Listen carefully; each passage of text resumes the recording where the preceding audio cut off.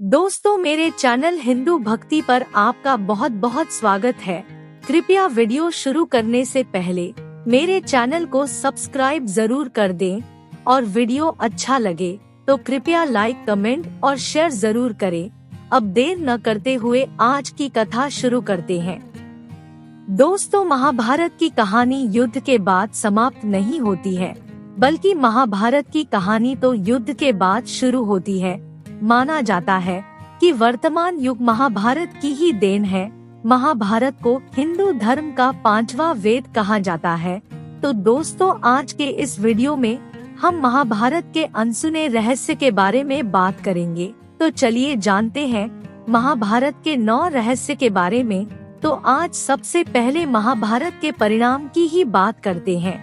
महाभारत युद्ध के परिणाम स्वरूप पांडव संख्या में कम होने के बावजूद जीत गए और कौरव संख्या में पांडवों से कहीं अधिक होने के बाद भी हार गए। इसका कारण उनके कर्म को माना गया, नीति और अनीति की राह पर चलने को माना गया, विधि के विधान के पक्ष और विपक्ष में खड़े होने को माना गया। पांडव युद्ध जीत गए और श्री कृष्ण ने पांडवों में सबसे बड़े भाई युधिष्ठिर का राजतिलक कर दिया, जिनका राजतिलक स्वयं भगवान के हाथों से हुआ हो। उनका विनाश कैसे हुआ, क्या हुआ? जब हस्तिनापुर की राजगद्दी पांडवों के हाथों में आ गई। पांडवों ने हस्तिनापुर पर कब तक शासन किया? वो आखिर कैसे मर गए? क्या वास्तव में उनकी हत्या कर दी गई? और सबसे महत्वपूर्ण बात, भगवान कृष्ण के साथ क्या हुआ था? ऐसे कई सवाल मन में उठते हैं। आइए जानते हैं। नंबर 1, राजतिलक और श्राप का संबंध। कुरुक्षेत्र का युद्ध जीतने के बाद पांडवों को हस्तिनापुर का शासन मिला। युधिष्ठिर को हस्तिनापुर का महाराज बनाया गया, लेकिन दूसरी तरफ गांधारी भूखी त्रस्त महिला के रूप में विलाप कर रही थी, अपने 100 पुत्रों की मृत्यु का शोक मना रही थी। जब युधिष्ठिर को सिंहासन सौंप दिया गया और श्री कृष्ण का हस्तिनापुर से विदाई लेने का समय आया, तब वो गांधारी के पास गए और गांधारी ने श्री कृष्ण को उनके वंश का अंत हो जाने का श्राप दिया। नंबर 2, पांडवों का राजकाज। जानकारी के अनुसार महाभारत के बाद हस्तिनापुर पर पांडवों ने 36 वर्षों तक शासन किया। इस बीच गांधारी का श्राप अपना असर दिखाने लगा और श्री कृष्ण की नगरी द्वारका में एक अशुभ घटना घटी। वहां एक उत्सव के दौरान सभी यदुवंशी आपस में ही लड़ने लगे और एक दूसरे की हत्या करने लगे। ये घटना सोमनाथ के समीप प्रभास क्षेत्र में घटी। नंबर 3, श्री कृष्णा पृथ्वी लोक से चले गए। उधर प्रभास क्षेत्र में यदुवंशियों के एक दूसरे को मार डालने के बाद पहले बलराम जी अपने लोक को वापस चले गए।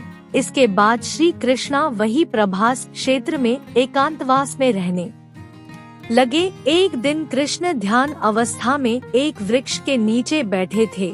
तभी जरा नाम के एक शिकारी ने गलती से उनके पैर में तीर मार दिया और श्री कृष्ण ने ये मानव देह त्याग दी। भगवान कृष्ण के बैकुंठ लौट जाने के बाद देव ऋषि वेद व्यास ने अर्जुन को बताया कि श्री कृष्ण और उनके भाइयों का जीवन समाप्त हो गया है। नंबर 4, गांधारी के 99 पुत्र थे, तो कौरव 100 कैसे कहलाए? आप जानते हैं, कौरव 100 भाई थे, लेकिन गांधारी ने धृतराष्ट्र के केवल 99 पुत्र और एक पुत्री को जन्म दिया और कौरवों की इकलौती बहन का नाम दुशाला था। जबकि कौरवों का एक भाई युयुस्तु एक दासी का पुत्र था और इस प्रकार कौरव युयुस्तु और दुशाला के साथ 100 भाई और एक बहन थी। युयुस्तु ने महाभारत का युद्ध पांडवों की ओर से लड़ा था और युयुस्तु ने ही द्वंद्व के खेल में द्रौपदी का अपमान करने से और वस्त्र हरण करने से रोकने के लिए बहुत प्रयास किया था। नंबर 5, फिर हुई कलयुग की शुरुआत। जानकारी के अनुसार श्री कृष्ण जी जिस दिन बैकुंठ को लौटे, उसी रात को 12 बजे से कलयुग का प्रारंभ हो गया। वेदव्यास जी से श्री कृष्ण के प्रयाण की सूचना मिलने पर युधिष्ठिर अपने परपौत्र परीक्षित का राज तिलक करते हैं। फिर अपने सभी भाइयों और द्रौपदी के साथ हिमालय की ओर चले जाते हैं। महाभारत के अनुसार हिमालय से वो स्वर्ग चले जाते हैं और इस यात्रा में एक कुत्ते के रूप में आए यमदेव उनका मार्गदर्शन करते हैं। नंबर 6, इस यात्रा का परिणाम, जैसे जैसे सभी पांडव ऊपर हिमालय की ओर चढ़ते हैं तो एक एक करके गिरने लगते हैं। उनकी आत्मा उनका शरीर छोड़ने लगती है। ये क्रम द्रौपदी के साथ शुरू होता है और भीम की मृत्यु पर समाप्त होता है। उनकी मृत्यु के कारण उनकी इच्छाएं और आकांक्षा थी और उनके गर्व के कारण होने वाली परेशानियों से जुड़े हैं। केवल युधिष्ठिर ही थे जिन्होंने किसी भी चीज पर गर्व नहीं किया।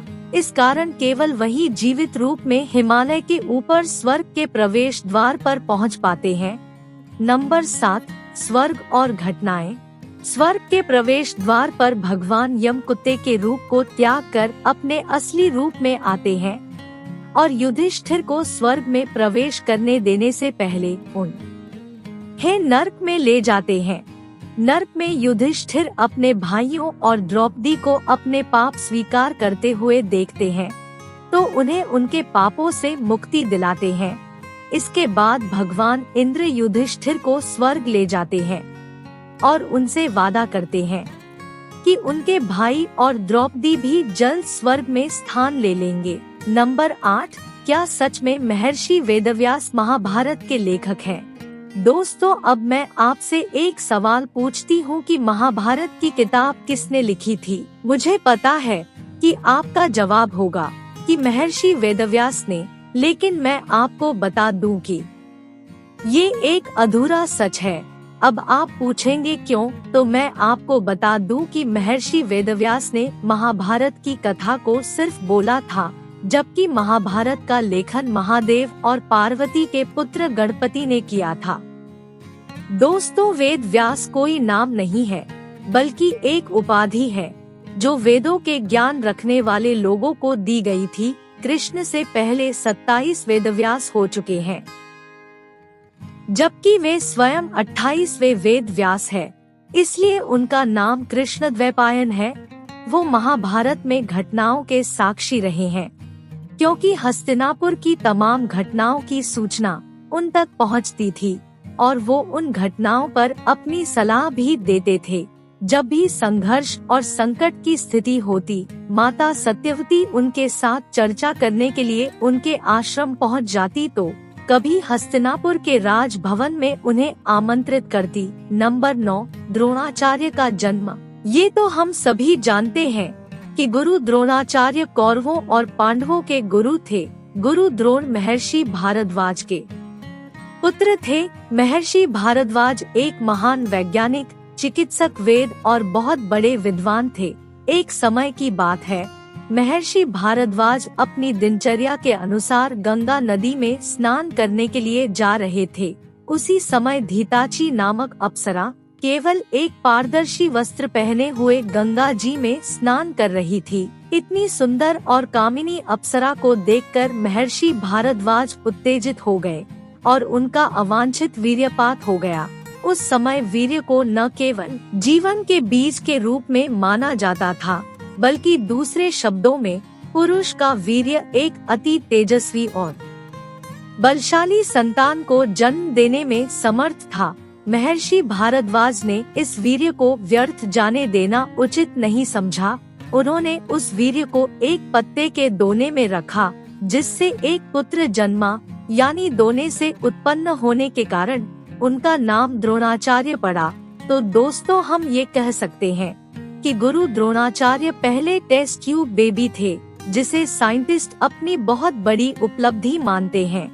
दोस्तों, ये तो हुए 9 रहस्य, लेकिन इसके अलावा महाभारत में और भी कहानियाँ पाई जाती हैं। आइए उनके बारे में भी जान लेते हैं। आखिर क्या है अश्वत्थामा के आज तक जिंदा होने के पीछे की असली वजह? दोस्तों, इसके पीछे एक बहुत बड़ी वजह है।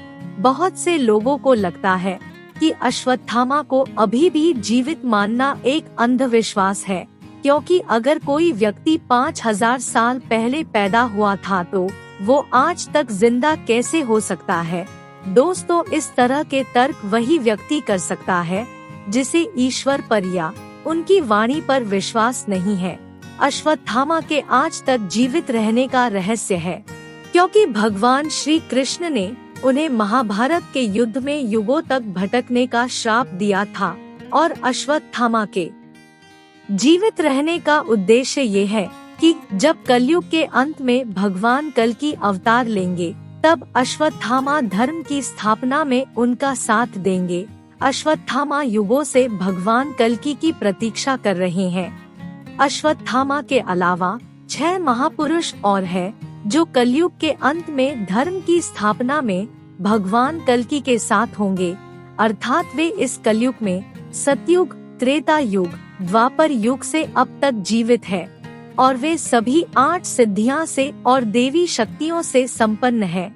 लेकिन ये महान दिव्य पुरुष किसी नियम या वचन से बंधे हैं और हम मनुष्यों की तरह वो भी आज इस कलयुग में रह रहे हैं। भगवान विष्णु के कल्कि अवतार द्वारा मोक्ष प्राप्त करने की प्रतीक्षा कर रहे हैं। महाभारत में परमाणु बम, महाभारत के समय में भी परमाणु बम होते थे, तब शायद उन्हें ब्रह्मास्त्र के नाम से जाना जाता था। दोस्तों, जब मोहनजोदड़ो की खुदाई की गई थी तो उसमें कुछ कंकाल मिले थे जिनमें विकिरण का प्रभाव था। अब सवाल ये होता है कि क्या ब्रह्मास्त्र, जो उस समय इतना विस्फोटक था, वही परमाणु बम था?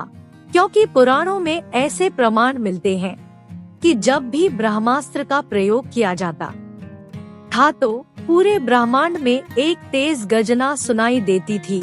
हजारों उल्का पिंड आकाश से गिरने लगते थे, आकाश जल जाता था, ऐसा लगता था कि पृथ्वी पर भयानक भूकंप आया है। हवा तेज गति से बहने लगती थी। सोचिए, आज के आधुनिक युग से महाभारत काल का समय कितना दूर था। पांचजन्य शंख क्या है? दोस्तों, ये शंख एक अत्यंत दुर्लभ शंख है। श्री कृष्ण के शंख का नाम पांचजन्य शंख था, जिसकी उत्पत्ति समुद्र मंथन के दौरान हुई थी। कहा जाता है कि ये पांचजन्य शंख आज भी मौजूद है।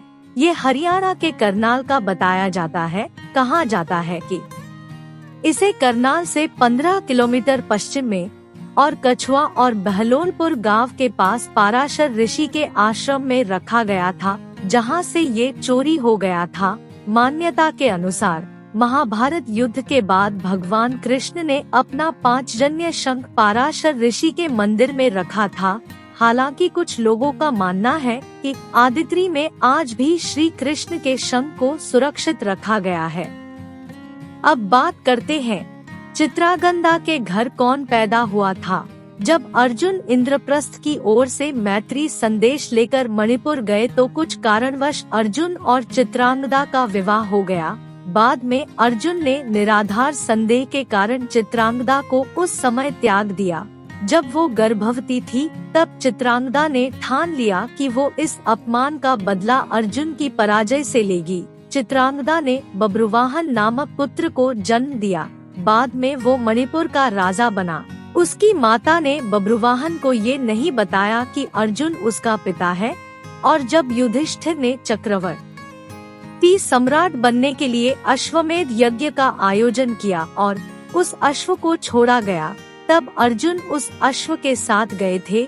घूम फिर कर घोड़ा मणिपुर पहुंचा और मणिपुर का राजा यानी अर्जुन के पुत्र बब्रुवाहन ने उस घोड़े को पकड़ लिया। लेकिन अर्जुन और बब्रुवाहन एक दूसरे से परिचित नहीं थे। उनको देखकर अर्जुन ने कहा, मैं इस समय यज्ञ के घोड़े की रक्षा करता हुआ तुम्हारे राज्य में आया हूँ, इसलिए तुम मुझसे युद्ध करो। जिसके कारण बब्रुवाहन और अर्जुन के बीच भयंकर युद्ध होता है और अर्जुन वो युद्ध हार गए। बब्रुवाहन ने अर्जुन का सर धड़ से अलग कर दिया और जब बब्रुवाहन को अपनी माँ से पता चलता है कि अर्जुन उसके पिता है, तो उसमें आत्मघृणा का अनुभव होता है और वो अर्जुन को जगाता है, जो मृतक के समान पड़े थे। बाद में श्री कृष्ण की कृपा से अर्जुन उठकर खड़े हो जाते हैं। तो दोस्तों, आज के इस वीडियो में इतना ही। आपको ये जानकारी कैसी लगी? अगर अच्छी लगी तो वीडियो को लाइक करें, शेयर करें और चैनल को सब्सक्राइब जरूर करें। आपके प्यार और स्नेह के लिए बहुत बहुत धन्यवाद।